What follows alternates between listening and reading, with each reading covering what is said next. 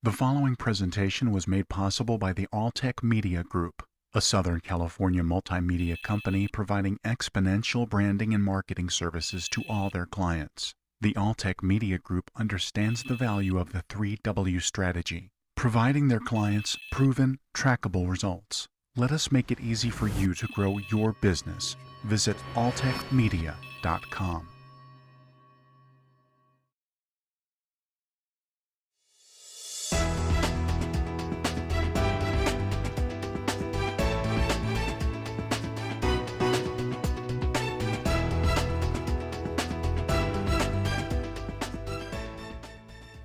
Hello, I'm Jamar Brown, and I want to welcome you to SoCaoCEO magazine.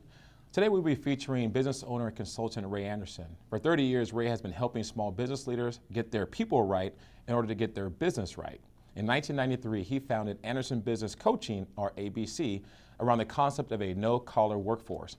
In addition to speaking with Ray, later in the show, we will sit down with one of Ray's clients to get a first-hand account of the benefits of working with Ray and the ABC team. Ray, welcome to the show.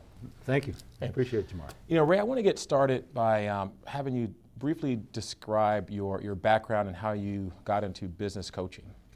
Well, I'm a Vietnam vet, and so in 1967 I had the pleasure of taking a little vacation over in Vietnam, so that affected me in both a positive and negative way. You know, it's one of those things where I wouldn't wish it on anybody, but it was a good thing for me. And what I learned very quickly, I was with the 82nd Airborne, and I was a reporter.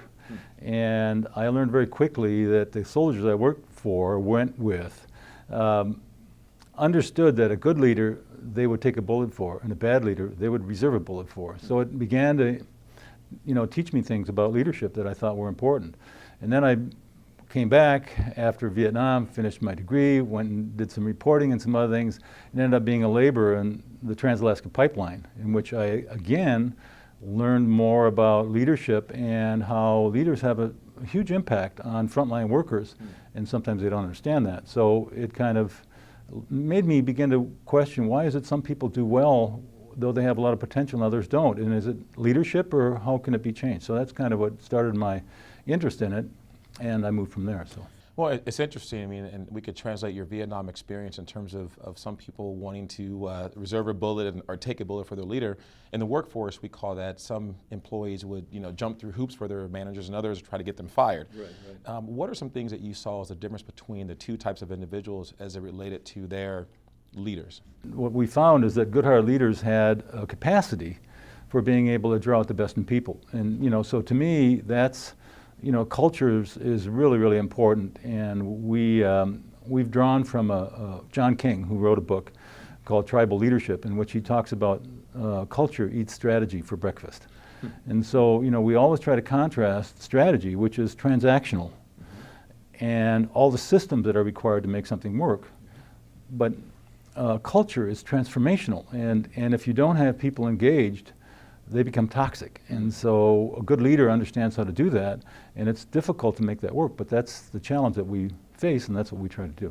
Well, and looking at your background and your bio, I read something that was very interesting, a concept called the no-collar workforce. I've heard of white collar, I've heard of blue collar, but I've never heard of a no-collar workforce. And can you describe what that is? People who are working for somebody because they have to have a very different attitude than people who work for somebody because they want to. And the no-collar was the idea of freeing people, unleashing them, letting them go where their passions take them, and then using that in some way to be able to build a business or a church or a nonprofit or whatever. It's all about engaging people. And so we know clearly that good leaders are able to engage people on intangibles. I have a dream. John Kennedy saying, we will put a man on the moon. Well, those are the sorts of things that really engage people. And so what we found is that when you have a no-collar workforce, everybody's unleashed to their passion, but it's for a purpose that's related to the company or the organization, and that's what the no-collar came from. I think that's a very interesting concept. And what are some of the challenges that you face in trying to implement that, not only with leadership in companies, but also with employees, because that's different than the way business has been done in the past? Well, and the biggest challenge is that many executives see this as kumbaya. Hey, we don't need any of this touchy-feely. We got things to do here. And what I try to tell them is that You know, a person who is engaged and has no collar on them is more likely to accomplish the results and the goals that they want than somebody who's sitting there saying whatever.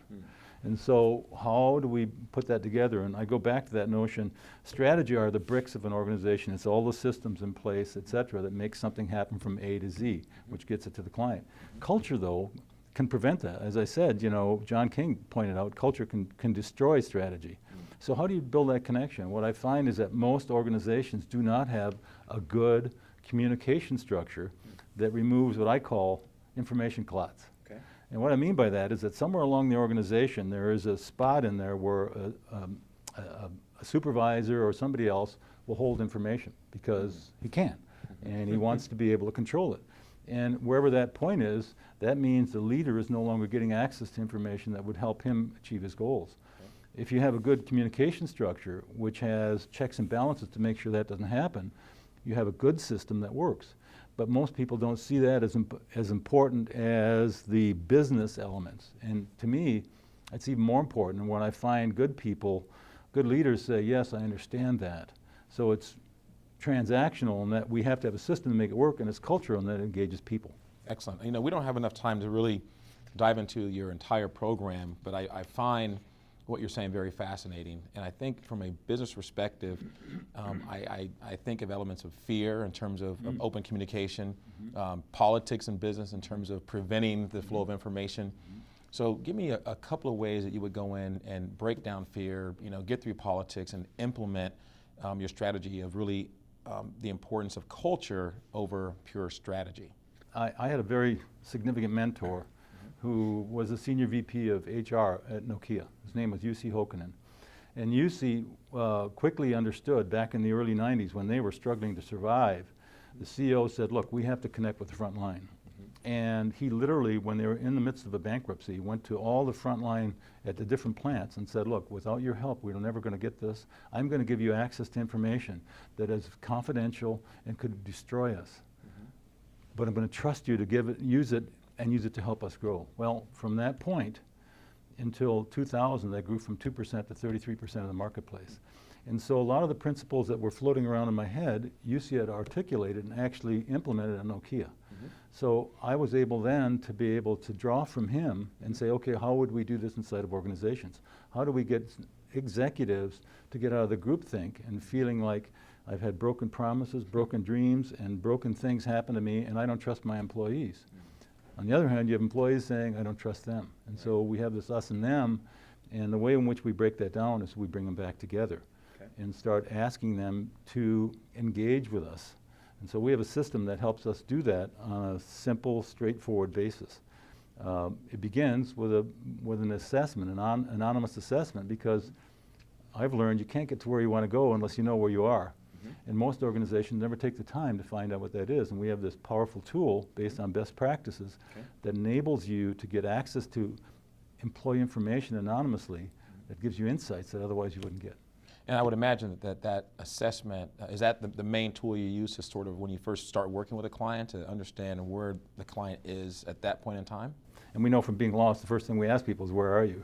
And in a business where you have all this fog, it's much more difficult to do. So we found this tool, which was based on best practices, developed by a couple of guys 15 years ago, is the most powerful tool I've seen to be able to get that information. On the individual side, we frequently use what we call the DISC to be able to identify people's differences in styles. And many times I see the information clots related to people who don't like their other person's style. And my experience has been that what you find is that it's the differences in the organization between people that make it strong, not the similarities. And that's what UC discovered. He's found that when he had people with different skill sets and they were able to work together, engaged on a single point of interest, which Nokia needed, they did a lot more than if they started focusing on individual differences and saying, well, I don't like you because you don't think like I do. So those are the two tools we use, the organizational assessment and the DISC, to kind of help people get a clearer picture as to where they are, so then they can go to where they want to go instead of struggling in the fog. It makes a lot of sense. I think from a perspective standpoint, I think as a business coach or consultant, one of the things I think is important is to be able to say that you've lived the life that you're discussing and talking about and coaching on, and it sounds like you've done that. And then how have you brought the frontline worker together with the C-level executive or the CEO, and just give me an example of the power of doing that? I have a client right now in El Monte, and it's interesting, when we first started there was a lot of fear, as you pointed out. People didn't want to say anything. There had been some supervisors who were clouding information for their own purposes, and that's the struggle as you work inside of an organization. People will, try to meet their selfish needs first, and if you can get them to understand it's in their best interest to move it forward, that changes. In this particular context, a supervisor, a woman supervisor I might add, who had declared to everybody, I am not interested in any further move in this organization, I'm going to stay right here. Once we removed the fear barriers, once she understood that she was being asked to improve things, once she understood that, she transformed her own behavior in relationship to her boss, to her subordinates, and within a matter of 6 months they transformed the manufacturing floor because they could. And it was always there, they just hadn't been free to do it. Okay, excellent. And speaking of leadership, I know there's an interesting program that's based on the 5 principles that I read about. And can you speak to the importance of leadership engaging in this process? And here's the struggle that I see. I've watched executives now for 30 years, and with the challenges of the information clouds, no matter who it is, the leader, like yourself, is the king. And regardless of style, people always want to tell the leader what they think he wants to hear. The leader, in turn, is trying to go out there and make decisions that could either grow the organization or kill it. And yet, many times, he's getting just partial information, just like the front line's getting partial information because of fear. Okay. So what happens is that they make decisions that are wrong for the organization because they weren't given the right information. And what happens, there comes this point in which we have groupthink. And all of a sudden they're saying, well, I can't trust my employees, I got a fraudulent claim, I had this happen. And so we paint the same brush over every employee, and all of them become fearful. And so if we can just eliminate that and change our mindset and say, look, the goal here is to see how many people we engage. So part of what we do is develop systems to get the right people in. Because if you have the wrong people in, they become toxic themselves and reinforce that negative, those information clots. And the reason I use that is we all know a heart attack is some point in your body where the information or blood no longer flows. Right. It's the same thing in a business. So you have to have some way to be able to make that work. And the executive in particular needs access to honest, truthful information. Makes a lot of sense. And and you mentioned getting the right people in organizations. And the flip side is getting the wrong people. And I don't like to say out of organizations because sometimes it's just not the right fit. Right. And so sometimes it's not a matter of an organization having the wrong person, it's the wrong environment for that employee to prosper. So how do you work with customers in terms of identifying the right fit to bring in, and then the individuals that need to maybe find a different opportunity that's better for them? That's a very good point. I think what I see happening is that I've had executives tell me, well, I don't want to invest in training because if I do, the people will just leave anyway. And so I'll say, well, how's ignorance working for you? But more to the point, when you have large information blocks, first of all, it creates fear. Good people will leave because they'll look for a better opportunity, one that better utilizes their skill sets. Mediocre people will stay. And so you now have a double whammy. The people that could really help you have left, and the people who no longer care are there. And so that's one of the challenges that we try to help people understand, is that it becomes a self-fulfilling prophecy. They keep trying to move forward, but they keep getting deeper and deeper into clots. I know that you have 5 principles, and I'd like you to briefly kind of, as I say each principle, tell me briefly what each one means in terms of the no-collar transformation process. The first one is a shared vision. Right, and I'll go back to that speech by John Kennedy in 1963, and he said, we will put a man on the moon by the at the end of the decade. Now as they look back there were a million other things they didn't know, right. But they were able to do it. And so the point is, when you engage a worker with the same vision, it transforms things. And the example I give you from a client, we had a PVC manufacturer that, these are frontline workers who are literally making PVC pipe, stacking it, making PVC pipe, stacking it. And for the most part, they had no concept of whether this is good, bad, or indifferent. When we explained to them that the pipe that they were making was being used for the information superhighway, and the reason it was different colors is that it had to go in the ground in LA mauve, and it had to come out of the ground in New York mauve to make sure it was the right lines. And that was a transformative moment for them, because they thought, I'm not doing anything, and their kids had computers and they're going home, we're making the information superhighway. That's the engagement, that's the vision. And in that particular company, in a matter of 18 months, we brought them from the 6th worst company in their network to #1. Wow. I mean, that's transformative. And it was a woman who was leading that organization who really understood the relational side that was driving performance. Excellent. What about relevant skills as the second principle? Relevant skills, I think, this is really amazing, and I just had an experience recently with our assessment tool. We had executives in the cultural side. They're asked to assess 6 areas, including training and development, values, and management modeling. And in their case, they said the most important thing was values, walking your talk, which made a lot of sense. And training and development was on the back end, because they said, well, we've trained everybody. They all know. We went to the front line, and it was the inverse. Everybody in the front line said, we need more training and development. And for the executives, they were shocked, like, well, what do we need to train them? And the point is that my experience in America, the training that we do is typically, Jamar, you're going to be starting your job. Glad to have you here today. I'm going to give you an hour of training, and then they're going to kick your butt and tell you to get out there. And that sadly is how most training is done. So part of what we want to do is ask them, what are your challenges? What are the things that are not working for you? How can we help you?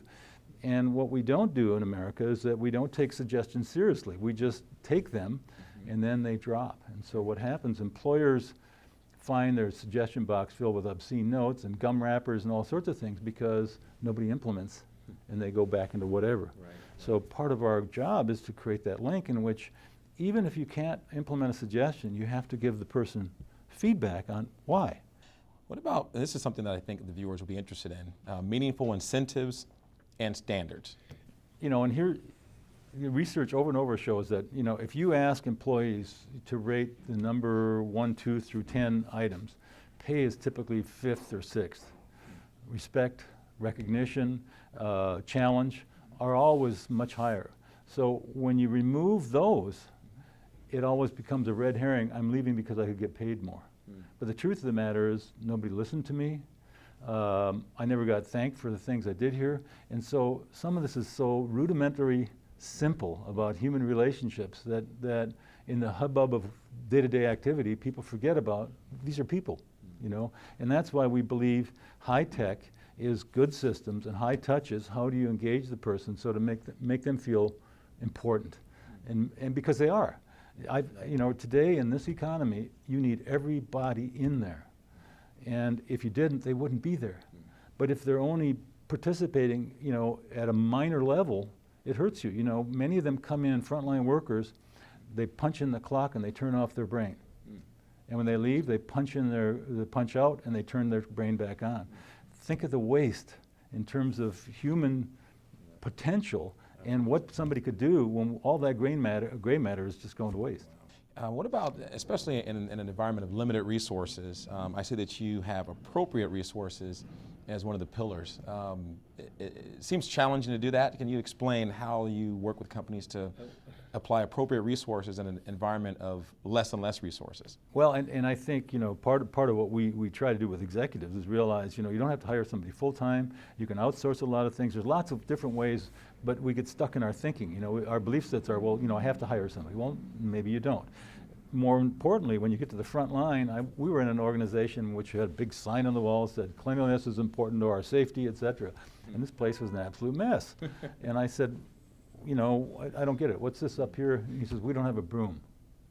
Now, this was an exception, but clearly many times they're asking for resources and asking for help, and nobody's listening. Computers run slow. They're spending an hour a day waiting for a computer to boot up. That's an enormous waste of both resource, time, and frustration. So those are examples. Very good point. And then lastly, we touched on this earlier, fearless feedback. Fearless feedback, and the challenge that I see is that here we are in the world's most successful democracy, and yet businesses are the last bastion of the fiefdom, which is a medieval concept. I am the king, and I'll do what I want, and you'll have to do it because I say so. And so the fearless feedback comes back where they are trying to move forward with something and they're finding that they've been stifled, that they've been told by a supervisor that nobody's listening, and so they stop sharing information. And at that point, you're having that same heart attack effect, but inside the organization. So we have to open the doors on that, and sometimes it takes time. As I was telling you about this lady, because of a bad experience with her supervisor in the past, it took her almost 6 months to come around. But once she came around, it was an enormous change. Okay. Ray, this has been a really fascinating discussion, and we're going to continue right after a short break. The following presentation was made possible by the Alltech Media Group, a Southern California multimedia company providing exponential branding and marketing services to all their clients. The Alltech Media Group understands the value of the 3W strategy, providing their clients proven, trackable results. Let us make it easy for you to grow your business. Visit alltechmedia.com. Welcome back to SoCaoCEO. We are speaking with Ray Anderson, President of Anderson Business Coaching. As promised, joining us now are two of Ray's clients here to share a little bit about their experience with Ray and his company. I would like to welcome Judy Lopez, President of Microdyne Plastics, and Ray Blum, who's the COO of the Corporate Advocate. Judy and Ray, welcome to the show. Thank you for having us. And it's always a pleasure to be able to speak to clients that have actually worked with the COOs or CEOs of companies that that provide consulting. Tell me about some of the key challenges that your company was facing that made you want to seek help from a business coach. Well, being a California-based company, as you know, there's a lot of challenges that evolve. And we've been in business since 1975, and the face of industry has really changed quite a bit. We're plastics manufacturers, and a lot of manufacturing has gone global. And then you have kind of the family element, which, most businesses are family owned, as we know, quite a few in the United States at least. And it had its own challenges. You've got family, in-laws, outlaws, you name it. so we're just it's its own entity, I guess. Its own, I just think of it kind of like its own little nucleus. And so, getting to know your team is really important as well. So he brought that emphasis. Getting to know the individuals and what it takes to make a successful, Good. And then Ray, before we go over to Ray Blum, we have two Rays on the show, which is great. Before we go to Ray, just speak to what Judy was just saying in terms of when you first went in. There's different dynamics. There's a family-owned business, it's a small business, it's a growing business, a lot of potential. How did you first go in and assess, what to do? Well, we use the same tool that I spoke of earlier, and one of the advantages is that her father was still running the business, and he's still a part of it. And my hope was to take some of the siblings, and Judy and Tracy were the two that stepped up and indicated they wanted to make some changes. And so with Judy, we were grooming her to be president, and she's ultimately done that. And it's been a journey. I mean, it wasn't something that happened overnight. And her sister Tracy, who was in HR, was not really following her own passion at the time. And what we were able to do with Tracy is get her to realize that she could kind of explore some of the things that she wanted to do when she was younger, and she's very creative, and she's moved into marketing, and now she's got a marketing certificate, and she's actively involved in both the sales and the marketing. It's been transformative for her. As a consequence, it's the thing I was talking about, and this is a family dynamic which is equally difficult as some of the employee relationships I was talking about. Makes sense. And then Ray, from your perspective, what were some of the things that, because I know that you kind of oversee a few different entities and organizations, and so it's a different dynamic. Tell me, what are some of the challenges that you were faced with that made you want to seek help from a business coach? Yeah, when we first engaged Ray, we had recreated ourselves about 2008, and we expanded our offerings to 3 different divisions, and we grew from about 5 employees to about 20 employees. And at the time, our growth was great. Financially, we had found something that worked for the company. We were growing, we were successful.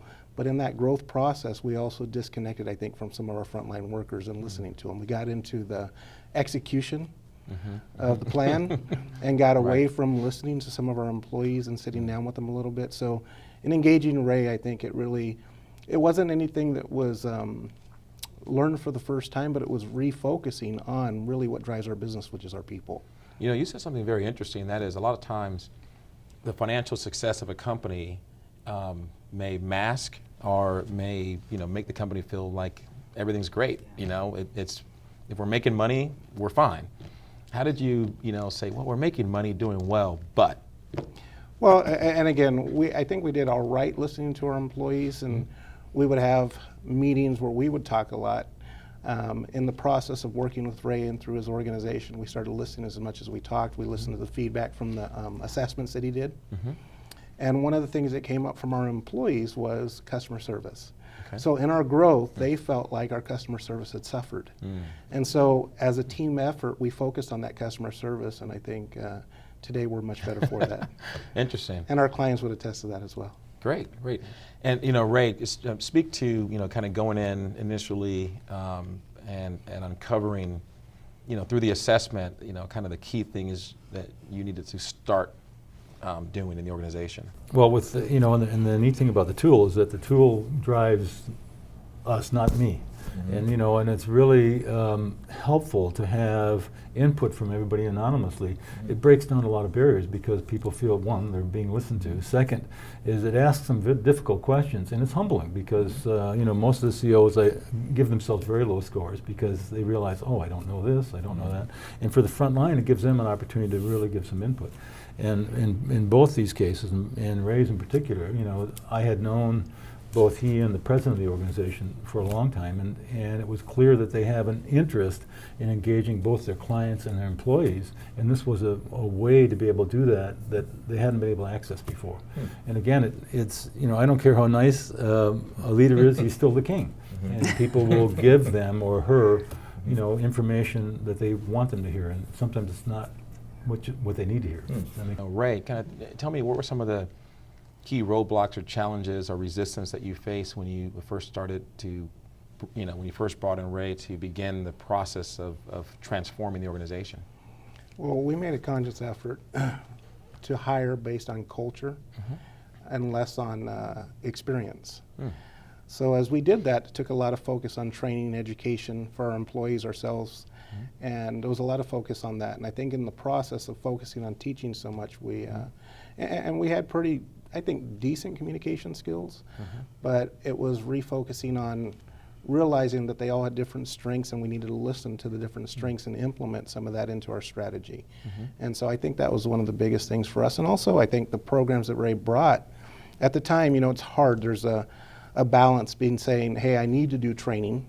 I know I need to have this time to meet and train and do these things, but financially sometimes it's tough, especially for a growing company with cash flow. And so what Ray also introduced was some programs that were paid for by government programs that helped us enable some of those types of training. Interesting. You know, Ray, we've been speaking with Judy and Ray, and you know, I know that our viewers are interested because obviously, you know, your coaching programs work. You know, tell me how you would go about getting started with a client, or how they would go about getting started with you.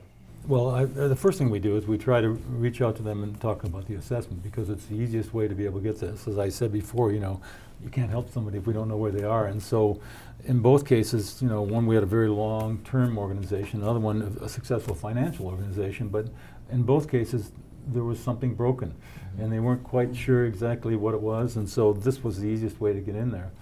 The other thing that Ray alluded to is that, you know, I've been able to work closely with some government entities to be able to offset the cost. The hard part is that every CEO pays for what he needs. Sometimes he buys it, other times he pays for it in bad scrap, rework, bad morale, etc. So, you know, the goal here is to be able to offer them an opportunity to get into this as reasonably as possible so they can see the results. So. Excellent. And speaking of results, both for Judy and for Ray, good-hearted leadership sounds great. You know, employee morale, you know, transformation of the organization, matters of the heart sounds great. Training sounds great. But at the end of the day, you're also running a business. So for people watching, you know, just kind of in 15 seconds, tell me what was one or two of the key things that really made a difference, that really took your business to the next level from a success standpoint. Well, I think this has probably been said before, but kind of frequent, open, honest communication. Okay. really made a huge difference, as well as the training. I really appreciated all that Ray brought to the table. He knows his stuff, and the training programs available are awesome. Excellent, excellent. And Ray? Well, I think the assessment tools, we brought on first who the right people we thought, then kind of the what after. I think the assessment tools helped us understand where we should be placing them and using them to their greatest strengths and listening to them. And for us in our industry, most of our competitors are on the downcline where we've grown by about 100% a year for the last few years. Wow, so excellent. It's been great for us. That's results. And then Ray, we're just about to wrap up. Any final comments for individuals that may be interested in seeking business coaching? Yeah, no, we have some specials that are directly related to the show, and we still have some things that are available that are subsidized. We are very good at being able to get money from the state, and we have another entity. So, you know, I encourage people to call us and find out what those things are. But most importantly, this will transform the organization and improve their results, and that's the most important thing for a business. But you can't do that without people who are engaged and willing to work at it. So. Amen. Excellent.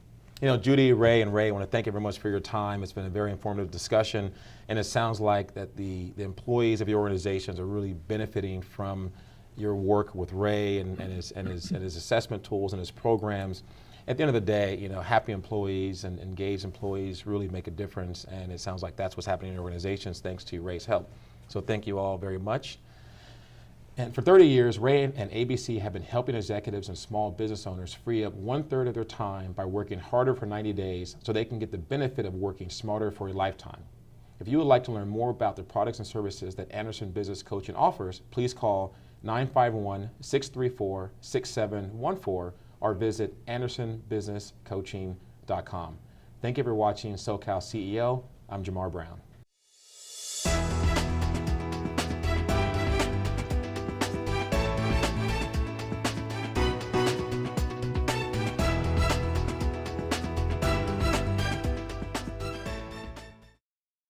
The following presentation was made possible by the Alltech Media Group, a Southern California multimedia company providing exponential branding and marketing services to all their clients. The Alltech Media Group understands the value of the 3W strategy, providing their clients proven, trackable results. Let us make it easy for you to grow your business. Visit alltechmedia.com.